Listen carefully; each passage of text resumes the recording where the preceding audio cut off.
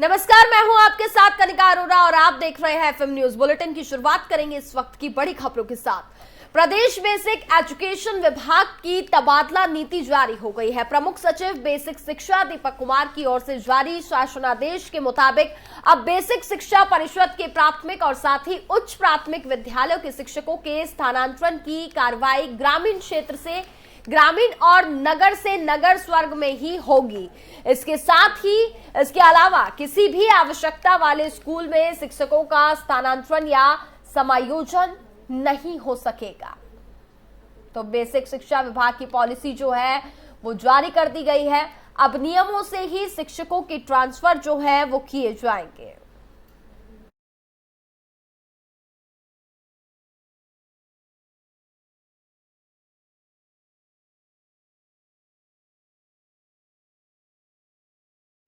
खबरों में आगे बढ़ते हैं। अगली खबर लखनऊ से आपको बता दें, कारागार राज्य मंत्री सुरेश राही ने जारी किए निर्देश। रक्षाबंधन पर्व को लेकर के कारागार विभाग को निर्देश जारी कर दिए हैं। रक्षाबंधन में किसी तरह की अव्यवस्था ना हो, इसको लेकर के खास ध्यान रखा जाए। सुरेश राही का ये कहना है, रक्षाबंधन पर बंदियों को राखी बांधने आती हैं बहनें, तो इसको लेकर के उन्होंने निर्देश जारी किए हैं। साथ ही ये भी कहा है कि कैंप लगाकर उनके बैठने की व्यवस्था जो है वो भी की जाए। साथ ही बैठने की व्यवस्था, जलपान की व्यवस्था भी सभी के लिए की जाए। किसी भी तरीके की अव्यवस्था जो है वो त्योहार के दिन देखने को ना मिले।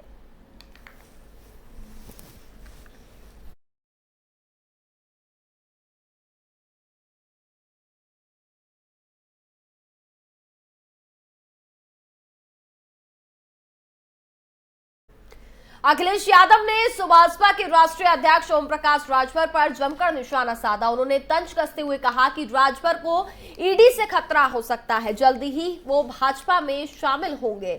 वहीं ओपी राजभर ने सफाई देते हुए कहा कि हमारा काम है अपने संगठन को मजबूत करना। उन्होंने अखिलेश पर तंज कसते हुए कहा कि हम जनता की समस्या लेकर सीएम के पास ही तो जाएंगे या अखिलेश जी के पास जाएंगे।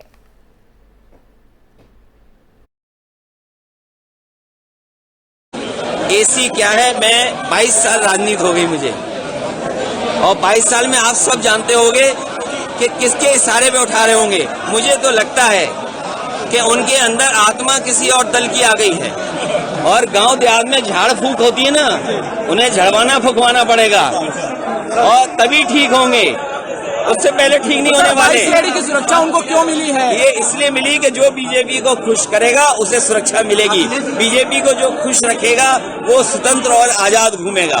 ये तो उनकी बहादुरी है कि कम से कम बयान बहादुर कहा। और मैं जहां से चुनाव लड़ा, गाजीपुर से, मैं खुद जीता और पूरे जिले में भारतीय जनता पार्टी को जीतने नहीं दिया। आजमगढ़ नहीं जीतने दिया, अंबेडकर नगर नहीं जीतने दिया, बलिया में 7 में 2 बीजेपी जीती, आपके बस्ती में 1 सीट जीती।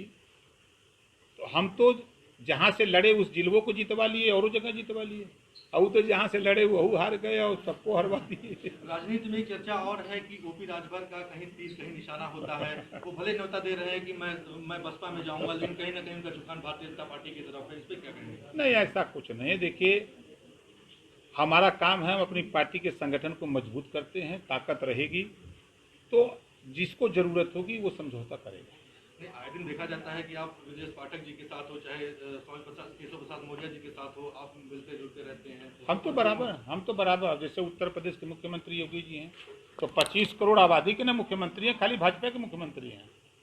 हम भी MLA हैं, हमारे पार्टी के 6 MLA हैं। तब इनकी समस्या लेकर के, जनता की समस्या मुख्यमंत्री से नहीं मिलेंगे तो जाएंगे अखिलेश जी से मिलने। केशव मौर्य बोले कि हमको किसी की जरूरत नहीं है, भारतीय जनता पार्टी खुद ही बहुत मजबूत पार्टी। भारतीय जनता पार्टी के मालिक वही हैं। कहा मालिक तो इस समय JP नड्डा जी हैं। आपने खुला आमंत्रण पाकर, लेकिन वहाँ से अभी तक कोई भी आपको हरी झंडी नहीं मिली है। तो अगर वहाँ से हरी झंडी नहीं मिलती तो फिर आपका आगे देखा जाएगा। समय जैसा समय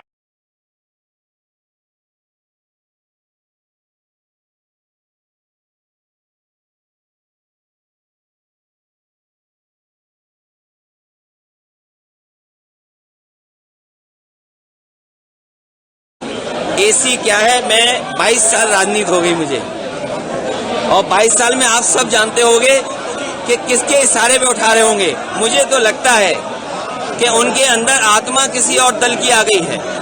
और गांव देहात में झाड़ फूक होती है ना, उन्हें झड़वाना फुकवाना पड़ेगा और तभी ठीक होंगे, उससे पहले ठीक नहीं होने वाले। 22 लेडी की सुरक्षा उनको क्यों मिली है? ये इसलिए मिली कि जो बीजेपी को खुश करेगा उसे सुरक्षा मिलेगी, बीजेपी को जो खुश रखेगा वो स्वतंत्र और आजाद घूमेगा।